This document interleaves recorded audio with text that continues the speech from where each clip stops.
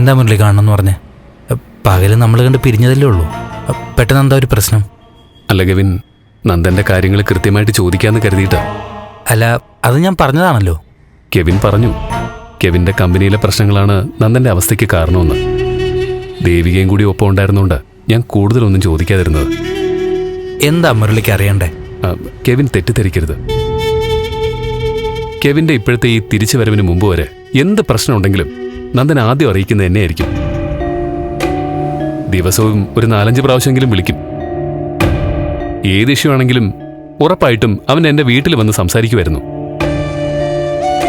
എന്നോട് പറയാത്ത ഒരു രഹസ്യവും അവനില്ലായിരുന്നു. പക്ഷെ ഇപ്പോ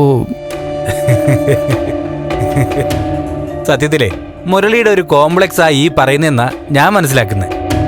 ആത്മമിത്രം പുതിയൊരാളെ കിട്ടിയപ്പോ തന്നെ അവോയ്ഡ് ചെയ്യുന്നു എന്നൊരു കോംപ്ലക്സ്. അയ്യോ കെവിൻ, അങ്ങനെയല്ല. അവൻ ഓഫീസിൽ ഒരുപാട് തിരക്കുണ്ട് മുരളി. അതാ മുരളിയെ വിളിക്കാനും കാണാനൊന്നും പറ്റാത്ത. മുരളിയെക്കുറിച്ച് നന്ദൻ എപ്പോഴും പറയും. കെവിൻ, നന്ദൻ ഒരു പാവമാണ്. എനിക്കറിയാം. വെറും പാവുമല്ല, അവൻ പഞ്ചപാവുവാ. ദേഷ്യമാണെങ്കിലും സങ്കടമാണെങ്കിലും പെട്ടെന്ന് വരും. അറിയാം മുരളി. അവന് കുഴപ്പമൊന്നും ഉണ്ടാവും നോക്കിക്കോണം കെവിൻ. ഹേയ്, നന്ദനേക്കാൾ പാവമാണല്ലോ മുരളി. മുരളി, അവനെ ഞാൻ നോക്കിക്കോളാം. കോളേജിൽ പഠിക്കുമ്പോഴൊക്കെ എന്നെ ഒരുപാട് സഹായിച്ച ആളാ നന്ദൻ. അവൻ അപ്പോഴേ വലിയ കാശുകാരനാ. പല ദിവസങ്ങളിലും നമ്മൾ കൂട്ടുകാർ ആഹാരം കഴിക്കുന്നതേ അവന്റെ ചെലവിലാ.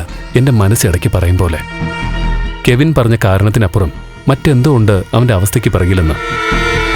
അതെനിക്കറിയില്ല മുരളി. നമുക്കൊരാളുടെ മനസ്സിൽ കയറി ചൂഴ്ന്നു നോക്കാൻ പറ്റത്തില്ലല്ലോ. ഞാൻ എൻ്റെ അറിവ് വെച്ചാ പറയുന്നത്.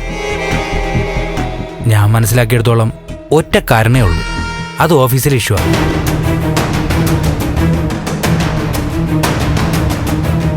പിന്നിൽ മറ്റെന്തെങ്കിലും ഉണ്ടെന്ന് മുരളിക്ക് തോന്നുന്നുണ്ടോ?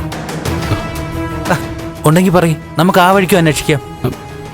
അല്ല, എനിക്കങ്ങനെ സംശയമൊന്നുമില്ല. ഞാൻ കെവിനോട് സൂചിപ്പിച്ചതാ ഇനി നമ്മളറിയാത്ത മറ്റെന്തെങ്കിലും കാരണം ഉണ്ടോന്ന്. നമുക്കറിയാത്ത കാരണം എന്തെന്ന് നമുക്കെങ്ങനെ അറിയാൻ പറ്റും മുരളി? ഞാൻ പറഞ്ഞത് കെവിന് ഇഷ്ടപ്പെട്ടില്ലാന്ന് തോന്നുന്നു. ഞാൻ കാര്യങ്ങൾ തുറന്നു പറയുന്ന ആളാ. മുരളി പറഞ്ഞതൊക്കെ ഞാൻ പോസിറ്റീവായിട്ടേ എടുത്തിട്ടുള്ളൂ. ഓഫീസിൽ ഇഷ്യൂ കാരണമെന്ന് ഞാൻ ഉറച്ചു വിശ്വസിക്കുന്നു. അപ്പൊ പിന്നെ അത് തന്നെ ആയിരിക്കും. എന്തായാലും നന്ദനെ പഴയ നന്ദനാക്കി കൊണ്ടുവന്നാൽ മതി. ഇപ്പൊ തന്നെ കുറച്ച് മാറ്റമുണ്ട്. വൈകാതെ പൂർണ്ണമായിട്ട് മാറും. അപ്പൊ വേറൊന്നുമില്ലല്ലോ?